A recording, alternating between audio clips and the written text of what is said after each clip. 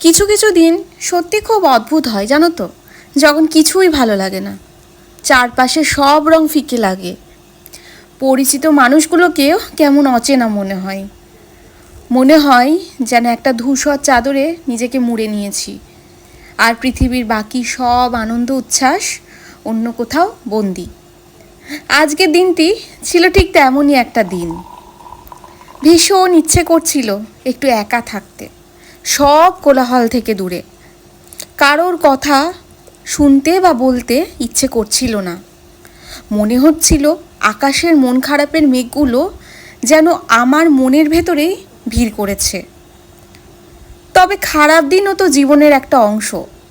এই দিনগুলোই হয়তো শেখায় যে ভালো থাকার মুহূর্তগুলো কতটা মূল্যবান। খারাপ দিনগুলো কেটে যায়। আজ যেমন সব কিছু বাজে লাগছে, কাল হয়তো আলো ফুটবে অন্যরকমভাবে। সেই আশায় তো মানুষ প্রতিদিন বেঁচে থাকে, একদিন পর একদিন দিন কাটতে থাকে। দেখো, আমাদের নিত্যদিনের যে অভ্যেসগুলো আমরা কিন্তু পাল্টাতে পারি না। সবাই কিন্তু এক নিয়মেই আমরা দিন কাটাতে থাকি। তোমরা সবাই কিন্তু ভালো থেকো, সুস্থ থেকো। অন্য কোনো ব্লগে তোমাদের সাথে আবার অনেক গল্প করব, অনেক মজা করব। আজকের মতো গুড নাইট।